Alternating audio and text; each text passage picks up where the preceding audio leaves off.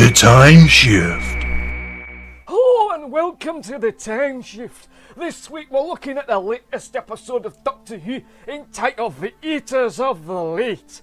Ah man, I've been looking forward to this episode all week. It's an episode set in Bonnyway, Scotland, with a bunch of Celts and a bunch of the Ninth Legion of the Roman Empire get into odds, and then the Doctor comes in with his alien friends and all kinds of wacky things happen. Now this video is a review, and as such this video is going to be full to the fucking brim with spoilers. So if you don't want this episode spoiled for you for whatever reason, best to switch the video off now to avoid any kind of disappointment, you ball bags. Now then, let's all dive it first into the Eaters of the Late. Hey now there, you know that birds used to talk to people back in the day, like they used to have full-on conversations with folk like they were some kind of crap-haired Disney motion picture. But that's all changed one day when some uptight little bin decided to destroy the Roman Empire by using a weird interdimensional portal thing. But now they all say her name as some kind of lasting tribute to her. Or it could just be the fact the writer was pulling this out of his ass to try and create a more mystical feel to the episode, even though it's Doctor Who and his science adventure, and as such any kind of mystical, magical mumbo-jumbo bollocks isn't gonna work here. Now I'm gonna stop doing this annoying voice because it's starting to hurt my voice, and I'm starting to get a little bit lightheaded, and I think I'm starting to have a bit of a stroke. Oh God, believe me. Okay, so I apologise for the silly little voice bit that I just did. I tried to start this week's episode off with a joke, so I haven't really done for the past couple of weeks or so, and I decided this week I was going to bring it back. And, well, that's the best that I've got. I'm going to be honest with you, I did have a bigger idea for this. One idea was that I was going to dress up as a Roman soldier, but I couldn't get the right stuff for it. Couldn't get any silver or grey paint to paint up the armour that they wear. Another idea that I had was I was going to wear the crap-looking war paint that the pics had on in this week's episode, but I couldn't find any face paint in time, and this week it is fucking hot! And I didn't really feel like rooting around to try and find some. It is the middle of summer. It is very, very, very warm. I have got the window closed, and the reason why I have the window closed is because the neighbours are out dogging or something. They're making a lot of noise, so, you know, so that we could have some peace and quiet so that me and you could talk about this week's episode. And of course, as always, if you've got anything to say about this week's episode of Doctor Who, leave it in whichever comment section you're watching this episode on. I decided to close the window because I would keep it a little bit quiet, but the negative side to that is that it feels as though I'm slowly but surely melting. So I'm going to keep this week's episode as brief as possible because it feels as though I could keel over at any minute from heat stroke, and because this week's episode, again, is a fairly unremarkable episode, but this week's episode leans more, in my humble opinion, more to the crap side of things than it just does to the, it's okay kind of thing. Of course, again, you may disagree with me, but this week's episode, I hate to say it, but I kind of feel that, again, I was right. You may remember a couple of weeks ago when we had the review of The Pyramid at the End of the World, and one of the criticisms I had for that week's episode was that I felt that it was a little bit too good.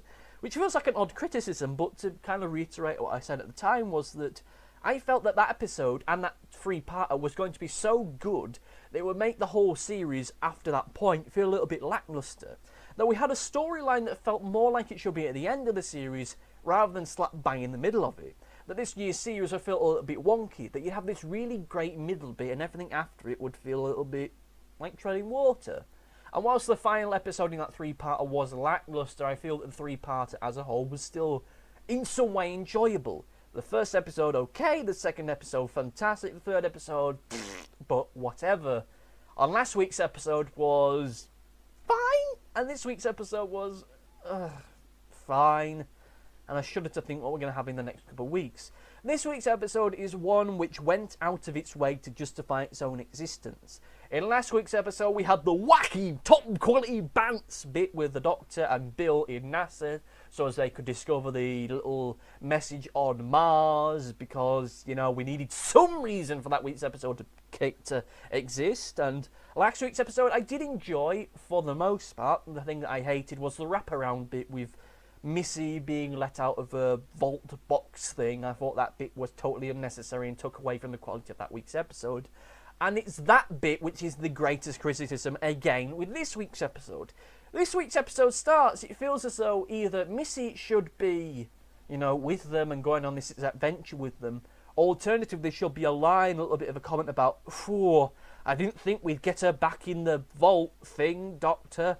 Oh yes, it was very difficult, but we just threw a box of mint Imperials in there and she dived at it full-faced and crazy. Ha ha ha, wacky Doctor Who joke." But they didn't do that.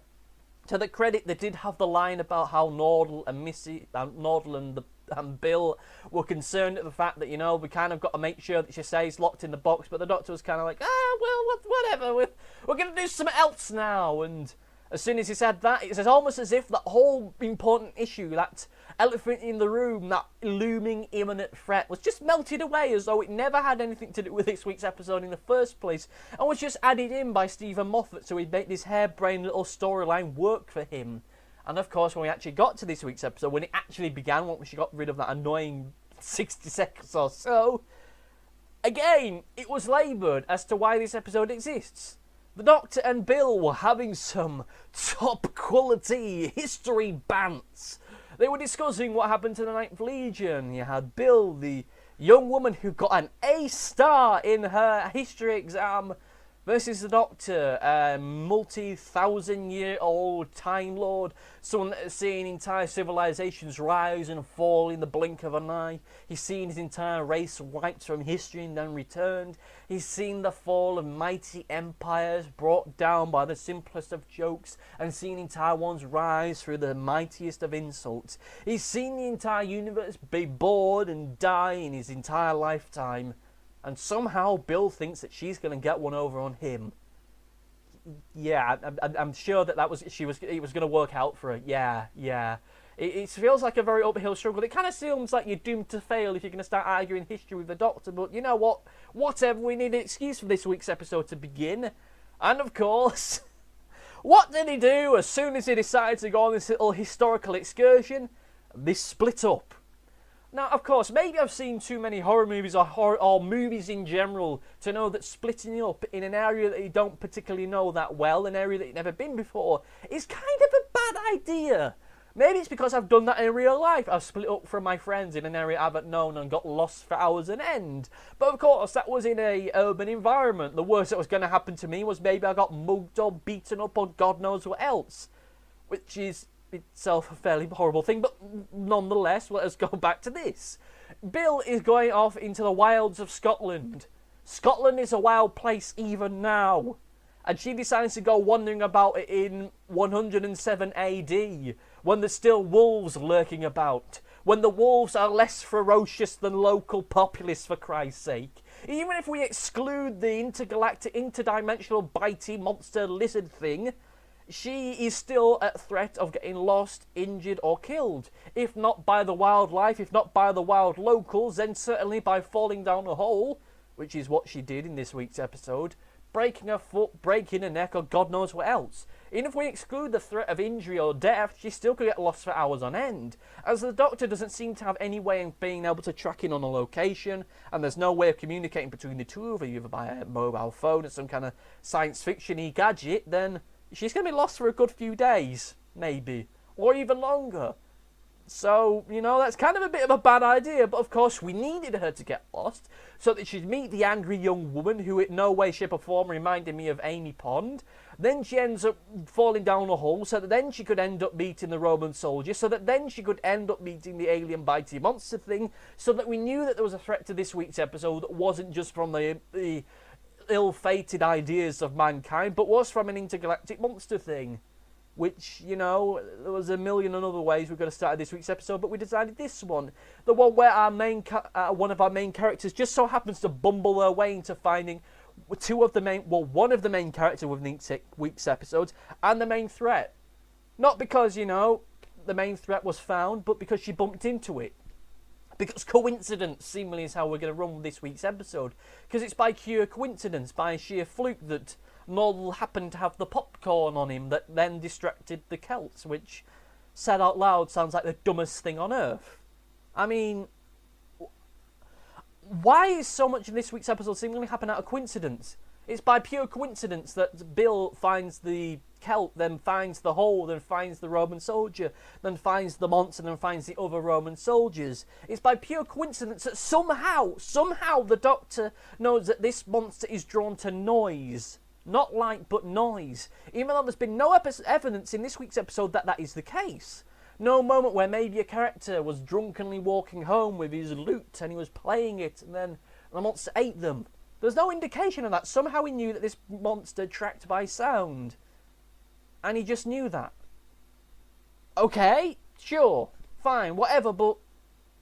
No, not okay, fine, whatever. That's a fucking stupid thing. You can't just introduce something like that towards the end of the episode and go, oh yeah, well, I've suddenly discovered how we track the monster down, how we trap it. We use noise. How do I know that? Fuck knows, but we're going to use it anyway. We need an excuse to end this week's episode. We've not written ourselves into a corner. No. This is all planned out. Yeah, it was all planned out. It was planned that almost everything in this episode was going to be either coincidence or so brutally laboured you think that it was about to give birth to triplets. Yeah, that was the idea. Yeah. Fuck it. Peter Capaldi was fine. I thought that the writing of him for this week's episode was fucking aggravating. Actually, you know what? At one point I was actually tempted to switch the episode off. Because I just found his Doctor to be so abrasive and needlessly abrasive this week that it was pissing me right off. There's no need for his character to have reacted the way that he did. Particularly as for the most part he had no idea or had no reason to suspect that she had used the monsters to defeat the Roman Legion. Sure, maybe if he had learnt that then he'd have been an arsehole to her, it would have been at least justified.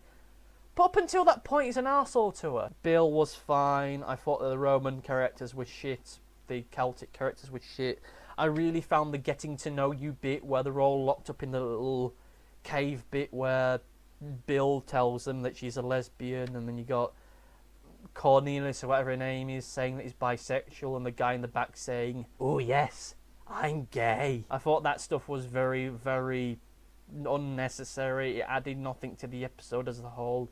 And it felt more like the thing that I was worried about when they announced that Bill was going to be a lesbian, that we're going to have it rammed down our throats effectively every week of, oh, I'm a lesbian. Did you know I'm a lesbian? Yeah, I'm a lesbian. Which thankfully I haven't had thus far. And any moment where her sexuality has been brought up, it's been brought up in a way which usually been fun and endearing and kind of natural, and as some probably would react in that situation. But this week it felt very pointless. It added nothing. It did nothing. And all it really did was add to this weird, awkward juxtaposition between the Romans and the Celtic characters. The Roman characters seeming a little bit more misunderstood, more egalitarian, more liberal in their beliefs, and a little bit misunderstood, whereas the Celts were the angry, evil ones that were doing stupid shit, and thank God for the Romans to come along and civilise them. Maybe that's me reading too much into it, maybe I'm getting delirious from the heat, but now let's go to the overview. This time for sure. So the overview to this week's episode, I didn't like it at all. There was many things within it which, if they weren't laboured, if they weren't coincidental, I just straight up didn't like. Peter Capaldi's Doctor in this week's episode was an arsehole in a way that I frankly found so agitating. I was tempted to just switch the episode off because it felt, well, if nothing else, it felt very out of character, particularly in the way that he's been depicted over the past few weeks or so, the past couple of series. I know, and I'll say again, that when they devised his Doctor in that opening series, in his opening series of the Doctor, that it was going to be a little bit more abrasive, that it was going to be a bit more aggressive and caustic and a little bit more of an arsehole, but not this much. And it's by the fact of bad writing that it makes his arseholiness feel totally unjustified. Unless I missed something, unless for some reason I blacked out, or I don't know, I slipped into a coma or I had a stroke, at no point up until him starting to lecture her about dooming her planet is it ever made clear that, you know, she's done that. She's the one that released the monster. The closest we get to that is just her saying, oh yeah, I had to check up on the gate, or the gatekeeper's gone, or I wasn't there at the gate when the monster came out. And his response to that is, fuck you, what the fuck have you done, you stupid bitch, what the fuck have you fucking done, you stupid fucking barbarian, when she's only, what, 16 years old? I'd have liked a little bit more compassion from her. from him rather, and of course every other character was poorly acted or poorly written. This week's episode was at best unremarkable and forgettable, at worst poorly thought out and poorly put together, and I shudder to think what's going to happen next week with an episode which feels like a crap rip-off version of Interstellar, with things happening at various points. Fuck it, I can't even go through it. But what did you think of this week's episode? Did you love it? Did you hate it? Let me know in the message section in whichever website you're watching this on, and I will get back to you in due course, either a direct message or mention you, give you a shout in next week's episode. Now, if you excuse me, I'm going to switch this microphone off, I'm going to switch the camera off, I'm going to open the windows, turn the fans off and cool myself down because I feel hot, disgusting and sweaty, more so than usual. Goodbye!